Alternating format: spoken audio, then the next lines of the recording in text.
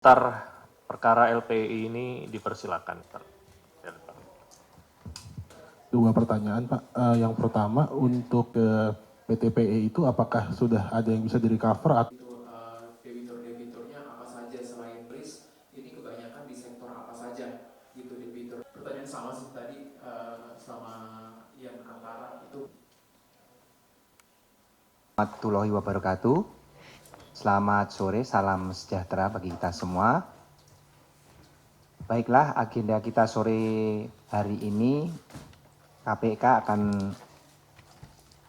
melakukan rilis terhadap penetapan tersangka pada perkara pemberian fasilitas kredit oleh LPEI. Perlu saya jelaskan sedikit bahwa KPK telah melakukan penyelidikan perkara pemberian fasilitas kredit oleh LPEI ini pada bulan Maret tahun 2024. Kemudian per tanggal 20 Februari 2025,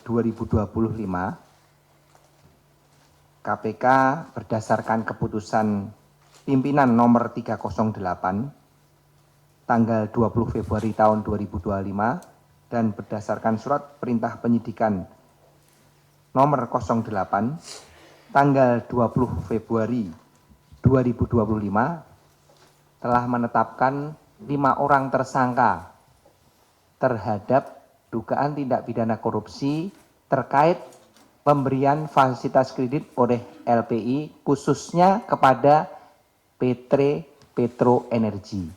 Adapun 5 orang tersangka ini terdiri dari 2 orang yaitu direktur dari LPI dan 3 orang dari PT Petro Energi atau PTPE. Adapun kelimanya yaitu 2 orang dari LPI adalah inisialnya DW, Direktur Pelaksana LPI, kemudian AS, Direktur Pelaksana LPI. Kemudian dari PT Petro Energi, yang pertama adalah JM, merupakan pemilik dari PT Petro Energi, kemudian Saudara NN adalah Direktur Utama, kemudian Direktur Keuangan Saudari SMD. Ini adalah 5 orang yang per tanggal 20 Februari 2025 ditetapkan sebagai tersangka dalam perkara dugaan tindak pidana korupsi terkait pemberian kredit oleh LPEI, khususnya di PTPE. Perlu saya jelaskan bahwa sejak 2024 bulan Maret, KPK melakukan penyelidikan terhadap kurang lebih 11 debitur. 11 debitur yang diberikan kredit oleh LPI. Adapun total kredit yang diberikan dan juga menjadi potensi kerugian keuangan negara akibat pemberian kredit tersebut adalah kurang lebih 11,7 triliun. Jadi untuk bulan Maret ini KPK telah menetapkan 5 orang tadi, untuk sedangkan 10 debitur lainnya masih dalam proses penyelidikan dan penyidikan lanjut, untuk kemudian nantinya akan kita sampaikan juga kepada rekan-rekan jurnalis saatnya akan ditetapkan sebagai tersangka. Di sini saya akan menjelaskan terkait dengan khususnya yaitu pemberian kredit kepada PTPE yang dalam penyidikan telah ditemukan berbagai perbuatan melawan hukum yang dilakukan baik oleh Direktur LPI maupun dari pihak PTPE sendiri. Jadi ada beberapa hal perbuatan-perbuatan melawan hukum yang akan saya jelaskan di sini. Sebelumnya juga akan saya sampaikan bahwa PTPE ini menerima kredit dari LPI sejak Oktober 2015. Jadi kreditnya sebesar kurang lebih 60 juta US dollar atau kalau dikuruskan kurang lebih 900 miliar rupiah. Nah, ini dibagi menjadi tiga termin pemberian, yaitu kredit pertama di tanggal 2 Oktober 2015 kurang lebih 297 miliar rupiah. Kemudian di top up lagi di 19 Februari 2016 sebesar 400 miliar rupiah. Kemudian di top up lagi di tanggal 14 September 2017 sebesar 200 miliar rupiah. Jadi total kurang lebih 900 miliar rupiah atau dikuruskan dalam USD kurang lebih 60 juta USD. Adapun perbuatan melawan hukum yang telah kita temukan terkait dengan pemberian kredit kepada PTPE tersebut yaitu para direksi dari LPI ini mengetahui bahwa current rasio PTPE ini di bawah 1 atau tepatnya 0,86 sehingga hal ini menyebabkan laba perusahaan yaitu PTPE sebagai sumber penambahan aset lancar tidak bertambah sehingga akan mengalami kesulitan apabila nanti melakukan pembayaran terhadap kredit yang diberikan oleh PT LPI atau singkatnya pendapatan dia itu lebih kecil daripada tanggungan yang harus ditanggung kepada kepada LPI. Kemudian direksi LPI ini tidak melakukan inspeksi ya terhadap jaminan atau agunan yang diberikan pada saat PTPE ini melakukan atau mengajukan proposal kredit. Kemudian PTPE ini membuat kontrak palsu. Jadi kontrak-kontrak inilah yang dijadikan dasar ketika PTPE ini mengajukan kredit kepada LPI.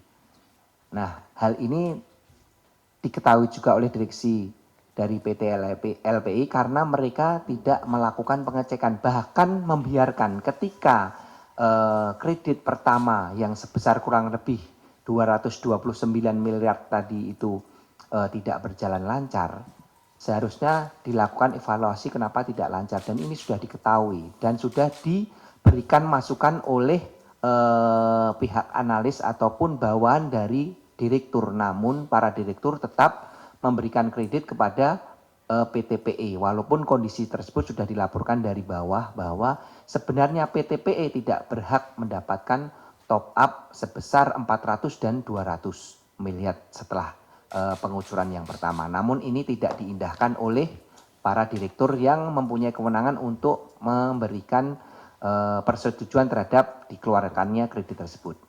Hal ini kenapa? Karena memang di awal sebelum dilaksanakan proses pemberian kredit antara direksi PTPE yang tadi telah kita jadikan tersangka dua orang tersebut terjadi pertemuan yaitu dengan direktur utama saudara NN dan komisaris atau pemilik PT PE yaitu saudara GM di kantor PTPE dan mereka bersepakat bahwa untuk proses pemberian kredit itu akan dipermudah yaitu sebesar pada saat itu janjinya sebesar kurang lebih 1 triliun rupiah. Nah, hal ini dilaksanakan juga yaitu pada tadi ketika para bawahan dari direktur tadi menyampaikan bahwa PTP ini sebenarnya tidak layak untuk menerima kredit karena kondisi keuangannya yang tidak baik, kemudian melakukan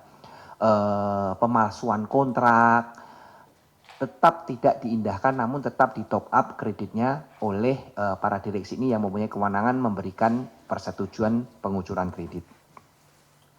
Kemudian PTPE sendiri juga memalsukan purchase order maupun invoice tagihan yang ini digunakan untuk saat ketika melakukan pencairan di LPI. Ini adalah semua palsu, semua sudah terkonfirmasi dari saksi-saksi maupun dokumen-dokumen yang kita temukan maupun barang bukti elektronik hasil dari cloning device-device yang kita temukan baik dari komputer maupun dari percakapan handphone. Semuanya terrecord bahwa itu semua invoice maupun purchase order yang dibuat oleh PTPE untuk mencairkan kredit itu adalah palsu ataupun fiktif. Kemudian PT LPI sendiri di dalam proposal tujuannya untuk memperoleh kredit itu adalah untuk berusaha ataupun untuk bisnis bahan bakar solar.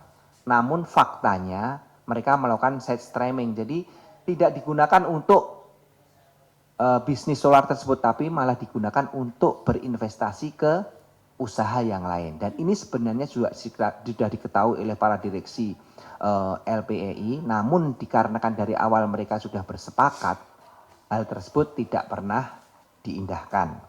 Nah, dari berbagai perbuatan melawan hukum tadi, kami KPK telah melakukan koordinasi dengan BPKP selaku penghitung kerugian negara dan dinyatakan bahwa kerugian keuangan negara yang sampai saat ini dihitung kurang lebih 60 juta USD khusus untuk PTPE. Untuk sedangkan dari yang lainnya masih dalam proses penyelidikan dan penyidikan, yaitu 10 debitur.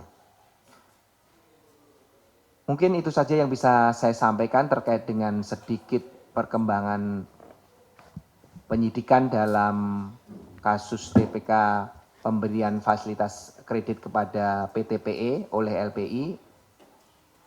Terima kasih atas perhatiannya. Mungkin nanti kalau ada tanya jawab silahkan, namun nanti Pak Tisa silakan dibatasi, tidak usah banyak-banyak, yang penting bisa mengakomodir semua pertanyaan-pertanyaan dari rekan-rekan jurnalis. Demikian, terima kasih. Wassalamualaikum warahmatullahi wabarakatuh. Waalaikumsalam.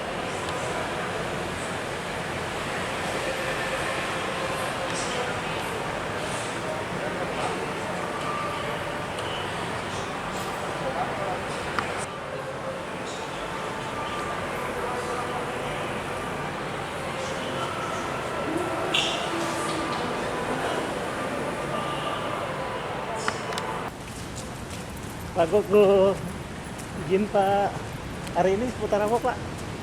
Yang masih soal digitalisasi aja ya Pak ya? Itu aja ya Pak? Apa itu, Pak? Hah? Apa itu? Yang aku digitalisasi di SPBU itu bukan ya? Bukan, Pak. Bukan Pak ya? Kalau hari ini terkait apa Pak? Ini, Pak. Ada komentar Pak? Enggak. Enggak ada Pak. Ayo, makasih ya Pak Guguk.